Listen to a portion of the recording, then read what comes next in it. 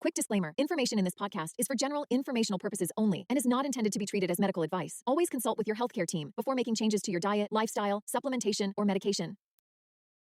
The good news is your diagnosis is prediabetes, which gives you the perfect opportunity to reset your blood sugar balance and metabolism, normalise your weight, and improve your overall health. Welcome to Type 2 Diabetes Talk, the place where we chat about what really works to treat type 2 diabetes and prediabetes naturally with nutrition and lifestyle.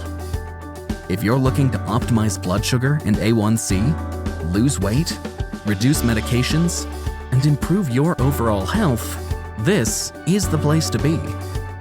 Now, here's your host, Type 2 Diabetes Nutrition Specialist, Dr. Jeddah. Hello there, Dr. Jeddah here, and welcome to episode 32. All across the podcast episodes, we always include prediabetes because the information shared is relevant to both type 2 diabetes and prediabetes. But in this episode, we're going to dive deeper into pre-diabetes specifically. We'll chat about the development and causes of prediabetes, risk factors and diagnosis, along with sharing the ways in which you can turn your prediabetes around in the opposite direction. And I'll be sharing one of our members' stories, Cheryl, to demonstrate just what's possible, so I'm sure you'll find that very inspiring. We'll also be covering a few questions sent in by Tammy, Sue, Margaret and Marsha, all focused on prediabetes as well.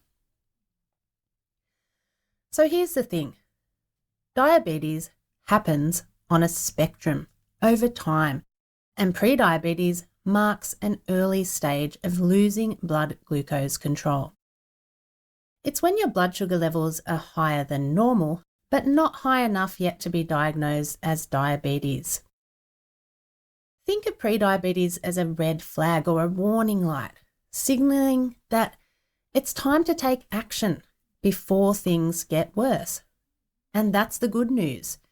You don't have a diagnosis of diabetes, so it's a great opportunity to get proactive because we know in many cases you can reset your blood sugar balance and metabolism back to normal. You can reverse your prediabetes. Unfortunately, there are usually no symptoms associated with prediabetes, which is why it can go undiagnosed for a long time, sometimes a decade. But there are certain risk factors that increase your odds developing prediabetes. Many of these are similar to type 2 diabetes because, as we just covered, diabetes happens on a spectrum over time.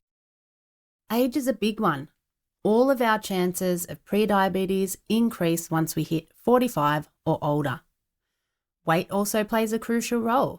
Being overweight significantly raises the risk. Having high blood pressure or cholesterol could indicate something is off with our metabolic system. Other factors include a family history of diabetes, leading a sedentary lifestyle, ethnicity, so people of Asian, African, Hispanic, Indian or Pacific Island descent are at greater risk than Caucasian, for example. A prior history of gestational diabetes puts you at risk, polycystic ovarian syndrome, and even things like sleep problems can put you at higher risk. Over 45, we really need to have regular checkups, and that includes blood tests, because this gives us the best indicators of our overall metabolic health, and importantly, our blood glucose control, which is how you know you're in this prediabetes stage. And for many people, we know the diagnosis often comes as a shock. It's often when people are having tests for something else entirely different that they find out they have prediabetes or type 2 diabetes. Or if the doctor thinks you have certain risk factors, they may order the blood test required. There are two main tests that doctors use to diagnose prediabetes. First, there's the fasting blood glucose test, which measures your blood sugar after an overnight fast. If your results are between 100 to 125 milligrams per deciliter or 5.6 to 6.9 millimoles per litre, that's a sign of prediabetes. The second test is the HbA1c test, which gives us a snapshot of your average blood sugar levels over the past 3 months. An A1C between 5.7% and 6.4% falls into the pre-diabetes range. Or, if you're in Canada, the UK or Australia, pre-diabetes A1C levels between 6.0 and 6.4. That's what indicates pre-diabetes. Yes, it is confusing that there are 2 different A1C levels depending where you're located, but unfortunately, that's the way it is. Now, you might be wondering, why do we lose blood sugar balance in the first place? It all comes down to the hormone insulin, which is produced by an organ called the pancreas. I covered the insulin-diabetes connection in episode 26, but just briefly, let's go over this again here. Insulin acts as a key to unlock cells in the body so that glucose or sugar can move out of the bloodstream and into the cells. And what happens in prediabetes is the key starts to falter. It's no longer able to open the lock every time. This is called insulin resistance. During prediabetes, the pancreas is often overworking, producing higher amounts of insulin to try to get blood glucose levels lower. And unfortunately, the combination of higher glucose and insulin in the bloodstream causes the body cells to become more resistant to the insulin, meaning though the pancreas is pumping more insulin, your cells are not responding effectively. They are insulin resistant. If glucose can't get out of the bloodstream effectively, then obviously blood glucose levels rise, hence the development of prediabetes or type 2 diabetes. Lots of things can contribute to the development of insulin resistance, including those risk factors we just covered, genetic factors, lifestyle factors, hormonal factors, age, and environmental factors. The key is to be proactive in the areas we can. Prediabetes is an opportunity to really take care of yourself. Unfortunately though, even when people know they have prediabetes, we've seen that many people don't take it seriously until they start experience pain or discomfort of some kind, like tingling in the hands and feet, for example. That's an indication of complications developing, and you don't want that to happen, and that's the thing. Prediabetes isn't just a risk factor for developing type 2 diabetes, it's also linked to other serious health issues. If not addressed, it can lead to heart disease, stroke, and even kidney damage over time. It is the time when your risk of developing complications also happens. So this stage in your health is a critical moment where the choices you make can literally change the course of your life. Prediabetes is a great opportunity to get proactive. The sooner you take action, the greater your chances of resetting your blood sugar balance and metabolism back to normal. Take Cheryl, one of our members, as an example. Getting the diagnosis of prediabetes actually changed her life for the better, because that's how she found us at DMP. After joining us, Cheryl first got her A1C down from 6.1 to 5.6. Then over a year or so, she managed to keep her A1C down under 5.7%. So her doctor took her off all medications, in this case, metformin, which is the most commonly prescribed drug for prediabetes. Cheryl also lost 21 pounds of stubborn weight she thought she could never lose. That's 9.5 kilos for our metric listeners. And all her other numbers normalised, cholesterol and blood pressure. Cheryl reset her blood sugar balance and metabolism back to normal. Essentially, Cheryl reversed her prediabetes. We've seen this happen many times among our members, so let's talk about some daily habits that can make all the difference with your prediabetes, starting with your diet. Your primary treatment strategy in resetting your prediabetes health is diet and nutrition. That's how Cheryl managed to reverse her prediabetes. It was all by using our nutrition programs, meal plans, and food guides, and receiving our ongoing support. Like diabetes, a key nutrient of focus for prediabetes is carbohydrates. Certainly, one key daily habit to focus on is reducing your sugar intake. Check food labels and choose items with minimal added sugar and steer clear of those high in added sugar, and that includes sugary drinks as well. But it isn't just about cutting back on sugar, but about understanding and managing all types of carbohydrates that affect your blood sugar. You really need to understand all the different types, and that's the kind of stuff we delve right into with our members. As I've spoken about in episode 20 on macronutrients, ideally you want to aim below 20% of your daily calories from carbs, so a range of 50 to 100 grams a day. But again, that doesn't mean eating 100 grams of sugar or high-carb starchy pasta. That's not going to help reset your prediabetes. You have to focus on quality, nutrient-dense carbohydrates like vegetables, fruit, beans, legumes, and dairy products. So choosing more of those types of foods on a daily basis is a good habit to get into. Fiber is your friend. Aim for foods higher in fiber, as these have a lesser impact on blood sugar spikes, not to mention the benefits fiber has for nurturing our gut health and keeping us regular too, which is important. Protein is paramount. We need it for so many important physical functions, and as we age, our protein requirements increase. We need it for preserving muscle mass, among other things. A good daily habit for meal planning is to plan meals around protein sources. Make sure there is good quality protein in every meal. For example, a breakfast might include eggs with spinach and mushrooms and feta or goat's cheese. Lunch could be a salad with grilled marinated chicken and a tasty salad topped with avocado.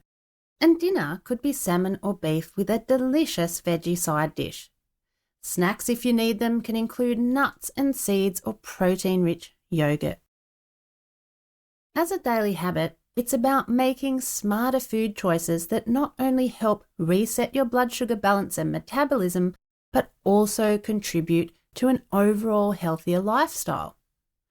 You will feel much better by choosing healthy foods. Healthy foods literally make us shine from the inside out. Alongside dietary changes, there are other daily lifestyle habits that can significantly impact your diabetes health. Physical activity. Exercise plays a vital role in controlling blood sugar levels. Regular physical activity helps your body use insulin more efficiently, and it doesn't have to be high intensity to be effective.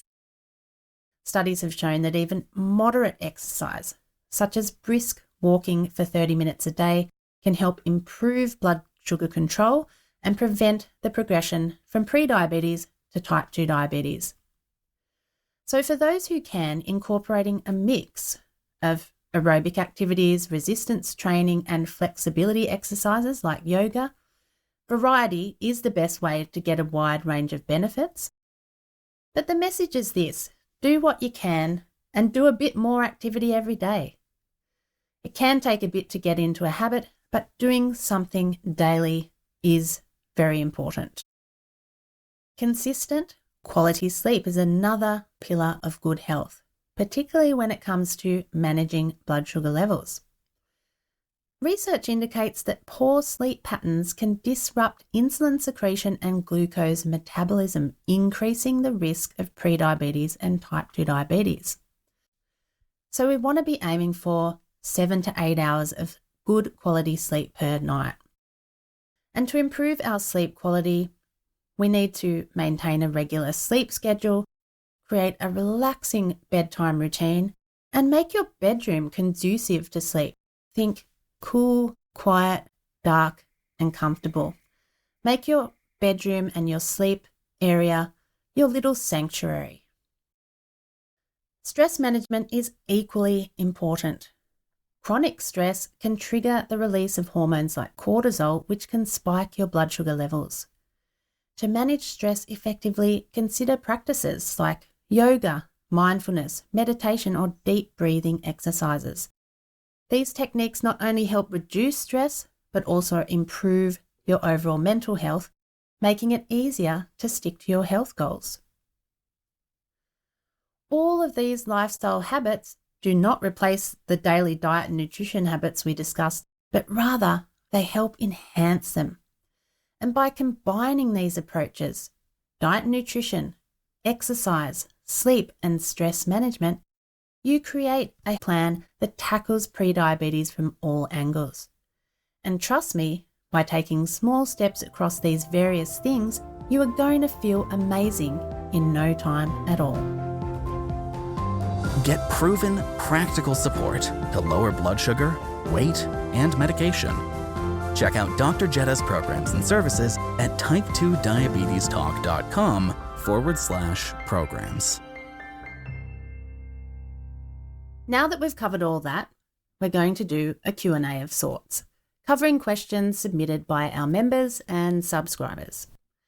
First up, we've got something from Tammy who said, I was diagnosed with pre-diabetes 2 weeks ago and put on metformin, and it has given me an awful cough. I have lost my sense of taste.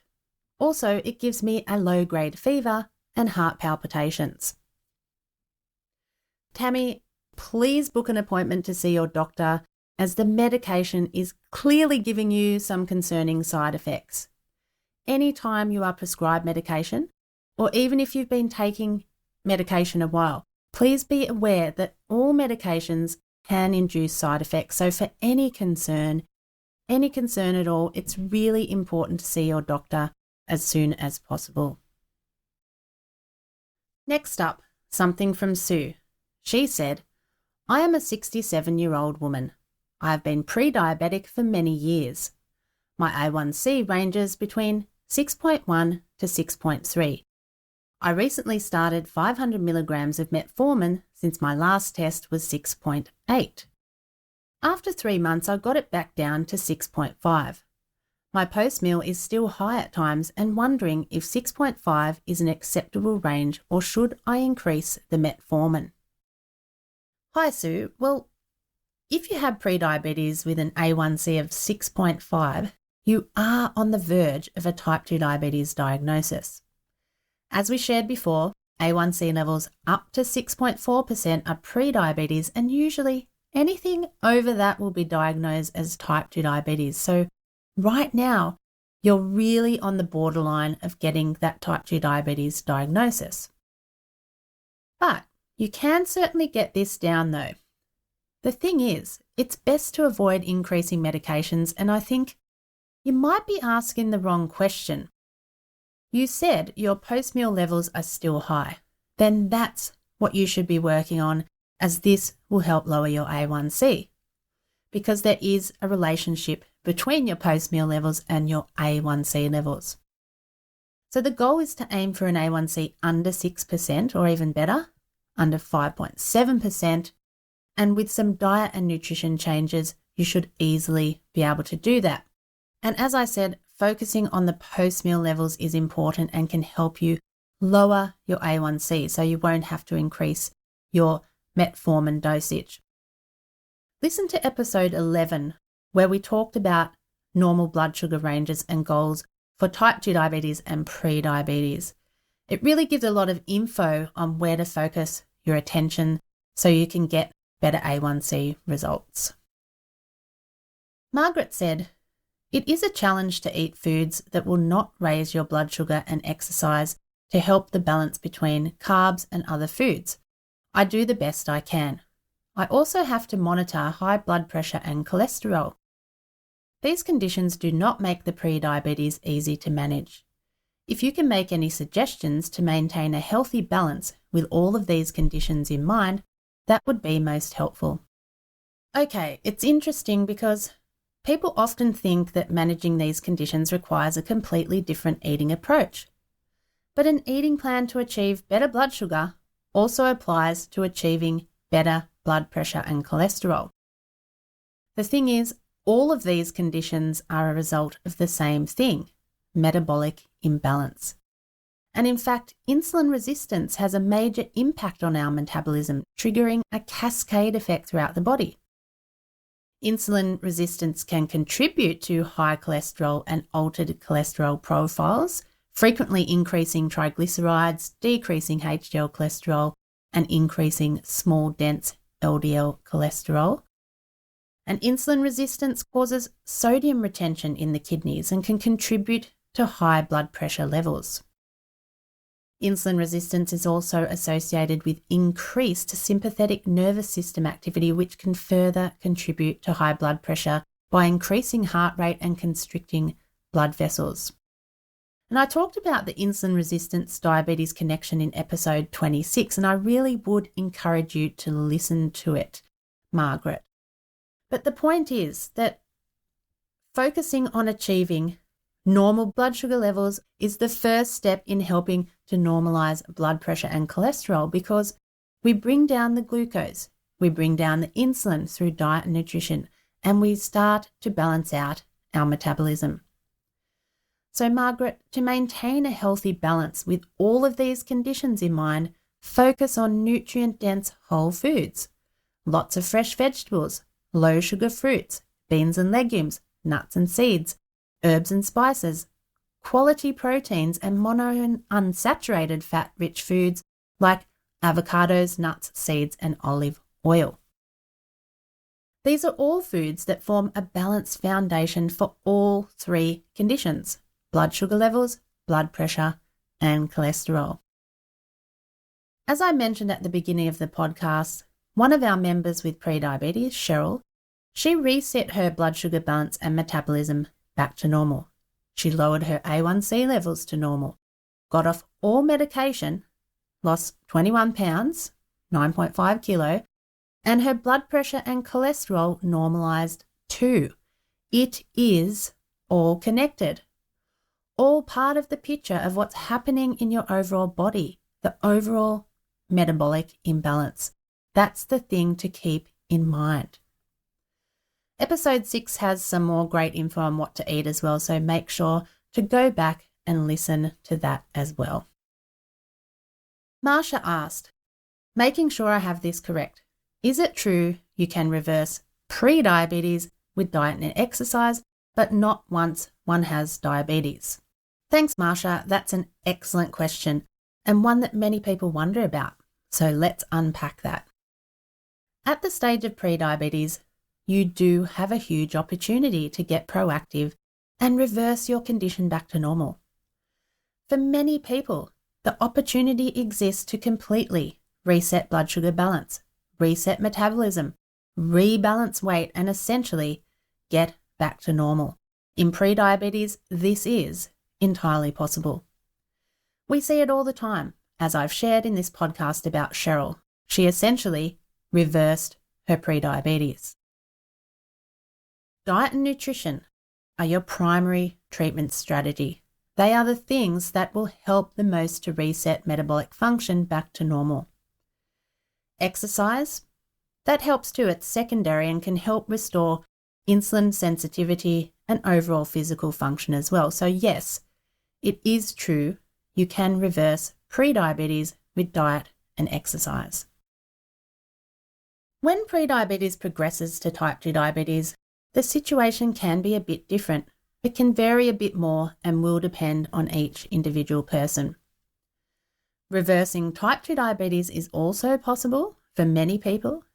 In clinical terms, we call this diabetes remission, which I spoke about in episode 24. Diabetes remission is when people achieve and maintain an A1C less than 6.5% taking no glucose-lowering medication. Some people term this reversing diabetes, and as I said, it is certainly possible for many people. For others, a complete reversal or complete remission may not be possible once one has a type 2 diabetes diagnosis.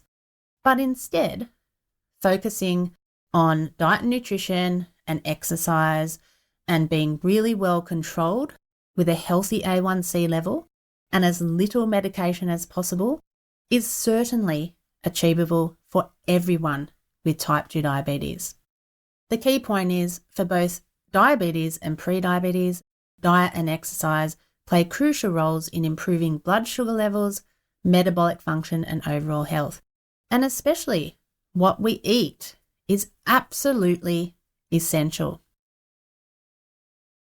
It's clear from the stories and questions we've covered that treating prediabetes is not just about preventing diabetes. It's about overhauling your lifestyle, resetting your metabolism, and reclaiming your health. Remember, every step you take, whether adjusting your diet and nutrition, integrating exercise, ensuring quality sleep, or managing stress, builds towards a healthier you. And as we've seen with Cheryl and many others, these changes can lead to remarkable transformations. If today's episode inspired you, or if you have your own story to share, please reach out. We love your feedback and stories. They shape our community and help others feel less alone in their journey. And if you're looking for more detailed guides or support, remember, we're just a click away at type2diabetestalk.com. Next week, we're taking a slightly different turn with an episode you won't want to miss.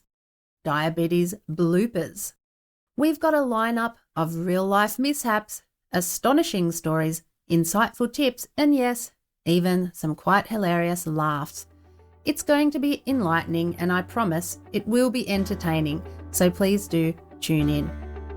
Until then, keep taking those steps towards a healthier life. Dr. Jeddah, over and out. Thanks for tuning in to Type 2 Diabetes Talk. Please subscribe to the show on your favorite podcast platform. And for episode replays, episode notes, and more, visit type2diabetestalk.com. New episodes are available Tuesdays, 10 a.m. U.S. Eastern Time, or your time zone equivalent. Thanks again. We're truly grateful to be a part of your life and help make a real difference.